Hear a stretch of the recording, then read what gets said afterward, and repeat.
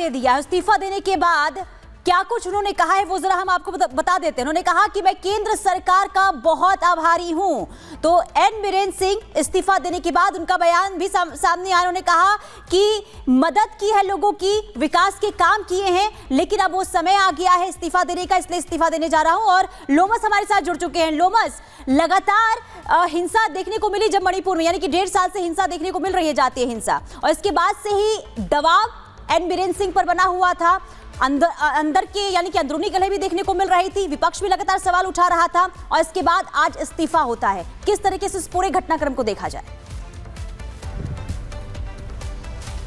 बिल्कुल, आपने देखा होगा कि मणिपुर में जो स्थिति थी काफ़ी दयनीयपूर्ण थी, और उसी को लेकर के जो वहाँ के सीएम थे एन बीरेन सिंह, उन पर कई सवाल भी उठे, और उन्हीं सवालों के लेकर के वो दिल्ली पहुंचते हैं, और दिल्ली में उनकी मुलाकात अमित शाह से होती है और साथ ही जेपी नड्डा से होती है, और कुछ देर की ये मीटिंग होती है, और मीटिंग के बाद वो अपना इस्तीफा इम्फाल जा करके राज्यपाल को सौंपते हैं और कहते हैं कि देश में जो पीएम मोदी की सरकार है वो लोगों के विकास के लिए काम कर रही है। उनको उम्मीद है कि इसी तरीके से वो काम करते रहेगी, लेकिन वो मणिपुर के लोगों से माफ़ी मांगते हैं। हालांकि ये तस्वीर आपने पहले भी देखी होगी कि उन्होंने मणिपुर के लोगों से माफ़ी मांगते हुए एक बात कही थी कि उनको लगता है कि जो स्थिति बनी हुई है कहीं ना कहीं उसको वो सुधारना चाहते हैं, लेकिन बिल्कुल। और उसके बाद ये इस्तीफा सामने आया है। लोमस, आगे बढ़ते हैं और अब बात उत्तर प्रदेश की करेंगे, जहां बुलडोजर एक्शन देखने को मिला है। दरअसल सीएम तक शिकायत पहुंची थी, जिसके बाद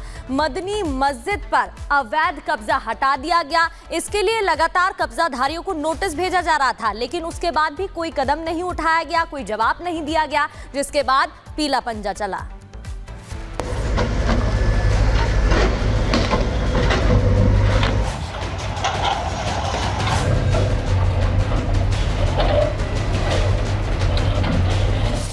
नगर के मदनी मस्जिद पर बुलडोजर एक्शन। एक साथ गरजे 5-5 पीले पंजे। मौके पर पुलिस और प्रशासन की मुस्तैदी। कुशीनगर के हाटा नगर में स्थित धार्मिक स्थल को लेकर प्रशासन ने बुलडोजर कार्रवाई शुरू की। अवैध निर्माण के हिस्से को गिराने के लिए 1-2 नहीं बल्कि 5-5 बुलडोजर पहुंचे। एक झटके में मस्जिद का हिस्सा ढहना शुरू हो गया, और देखते ही देखते अवैध निर्माण को जमींदोज कर दिया गया। मदनी मस्जिद को लेकर लंबे समय से विवाद था। इसके अवैध निर्माण को लेकर नगर पालिका को नोटिस जारी किया और मस्जिद के एक हिस्से को अवैध बताया। मस्जिद को लेकर 18 दिसंबर 2024 को जांच शुरू हुई, जिसके बाद 3 बार नोटिस जारी किए गए, लेकिन मुस्लिम पक्षकारों की ओर से प्रशासन को संतोषजनक जवाब नहीं मिला। हाईकोर्ट से 8 फरवरी तक का स्टे लेने के बाद मस्जिद को तोड़ने की कार्रवाई रोकी गई थी, लेकिन स्टे की अवधि पूरी होते ही आज प्रशासन ने भारी पुलिस फोर्स की मौजूदगी में बुलडोजर चला दिया।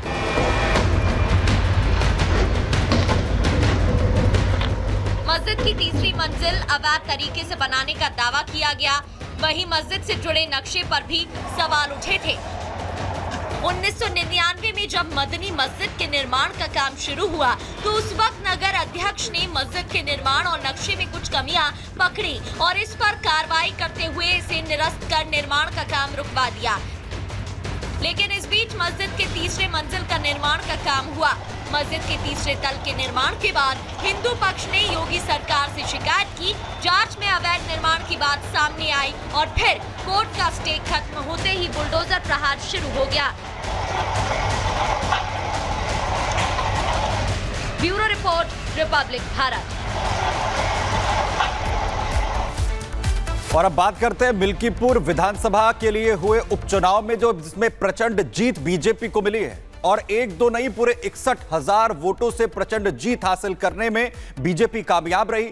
और इसके बाद ना सिर्फ बीजेपी में जीत का जश्न इस वक्त मनाया जा रहा है, और यह कहा जा रहा है कि ये उत्तर प्रदेश के सीएम योगी आदित्यनाथ और बीजेपी का समाजवादी पार्टी से लोकसभा चुनाव में अयोध्या में हुई हार का बदला है।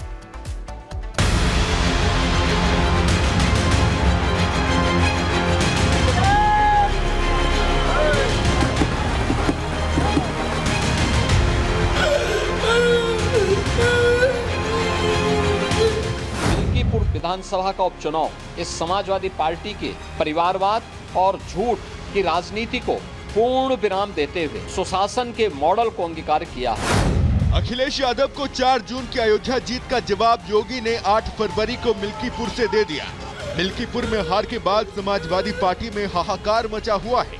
मिल्कीपुर से योगी ने 27 के लिए अपने लिए न सिर्फ एक नया रास्ता खोला, बल्कि अयोध्या हार का बदला भी ले लिया। अब सपा अध्यक्ष अयोध्या का नाम नहीं लेंगे। अब से अखिलेश यादव अयोध्या के नाम पर तंज नहीं मारेंगे। अब से सपा अध्यक्ष अयोध्या के सांसद को हाईलाइट नहीं करेंगे, बल्कि आज से अखिलेश यादव अयोध्या के सवाल से बचते नजर आएंगे। बीजेपी से मिली करारी हार के चलते बचते बचते फिरेंगे। अयोध्या के मिल्कीपुर में भी भाजपा को शानदार जीत मिली है। हर वर्ग ने भारी संख्या में भाजपा के लिए मतदान किया है, अभूतपूर्व विजय दिया है। 61,710 वोट। मिल्कीपुर के इतिहास में इतनी बड़ी जीत किसी को नहीं मिली। मिल्कीपुर के इतिहास में समाजवादी पार्टी ऐसे कभी नहीं हारी। मिल्कीपुर के इतिहास में 8 फरवरी का दिन बीजेपी समर्थकों के लिए त्योहार का दिन साबित हुआ, जहां होली और दिवाली दोनों रंग देखने को मिले। मिल्कीपुर में बीजेपी के चंद्रभान पासवान जीत गए। उन्हें जनता ने 1,46,397 वोट दिए, तो वहीं समाजवादी पार्टी के अजीत प्रसाद हार गए, जिनके समर्थन में सिर्फ 84,687 वोट पड़े। वोट का अंतर 61,710 का रहा। समाजवादी पार्टी की गुंडागर्दी हारी है, ये अपराध और माफियागिरी को जो बढ़ावा दी वो हारी है। लेकिन इतना ही कहूँगा, यह तो अभी शुरुआत है, अभी ये झांकी है, पूरी पिक्चर बाकी है। 27 में समाजवादी पार्टी समाप्तवादी पार्टी बनेगी। नहीं, समाजवादी पार्टी को पहले ही अंदाज था, जिस तरीके से सत्ता का दुरुपयोग किया जा रहा था, जिस तरह से इलेक्शन कमीशन जीरो हो गया था, तो हम लोग तो पहले ही से जानते थे। इसीलिए पार्लियामेंट में इन लोगों ने इलेक्शन कमीशन का कफन डाल दिया था। मिल्कीपुर में मुकाबला सिर्फ जीत हार या एक विधानसभा सीट के लिए नहीं था, बल्कि ये मुकाबला सीधे सीधे योगी आदित्यनाथ और अखिलेश यादव के बीच था। और इसीलिए दोनों ने ही मिल्कीपुर की मिल्कियत अपने नाम करने के लिए एड़ी चोटी का जोर लगा दिया, जमकर प्रचार अभियान चलाया। सपा ने घड़ियाली आंसू तक बहाए, इसी का जनाजा निकाला, बीजेपी पर अत्याचार का आरोप लगाया। लेकिन इन सभी के बावजूद बाबा के बुलडोजर के आगे साइकिल टिक नहीं पाई। अयोध्या जनपद की मिल्कीपुर विधानसभा का उपचुनाव इस समाजवादी पार्टी के परिवारवाद और झूठ की राजनीति को पूर्ण विराम देते हुए डबल इंजन सरकार के सेवा, सुरक्षा और सुशासन के मॉडल को अंगीकार किया है। योगी ने मिल्कीपुर जीतकर न सिर्फ अखिलेश के किले में सेंध लगा दी, बल्कि इतने रिकॉर्ड बना दिए जितने दावे भी अखिलेश ने नहीं किए होंगे। मिल्कीपुर के चुनावी इतिहास में सबसे ज्यादा वोट का रिकॉर्ड बीजेपी ने बनाया। यहां से सबसे बड़ी जीत बीजेपी को मिली। मिल्कीपुर की पॉलिटिकल हिस्ट्री में सपा को इतनी बड़ी हार नहीं मिली थी। पहली बार यादव ने यादव परिवार के खिलाफ वोट दिया। यहां पहली बार ऐसा हुआ कि सपा का उम्मीदवार अपना बूथ हार गया। जनता जनार्दन ने बहुत स्पष्ट किया है कि भले ही अपने राजनीतिक स्वार्थ के लिए समाजवादी पार्टी कितना भी झूठ का सहारा क्यों न ले ले, कितना बड़ा प्रोपेगेंडा क्यों ना कर ले, लेकिन जनता जनार्दन उन्हें सबक सिखाने के लिए पूरी तत्परता के साथ कार्य कर रही है। मिल्कीपुर में मिली जीत से योगी ने न सिर्फ अयोध्या फैजाबाद में सपा को मिली जीत का बदला लिया। ये चुनाव नहीं था, ये लूटा था इन्होंने चुनाव, और ये जनता देख रही है।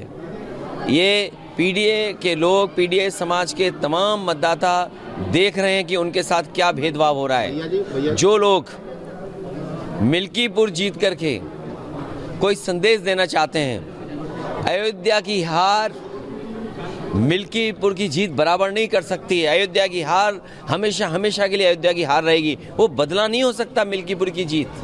बल्कि जून में हार के 8 महीने के बाद ही सीएम योगी आदित्यनाथ ने हार का कलंक भी धो दिया।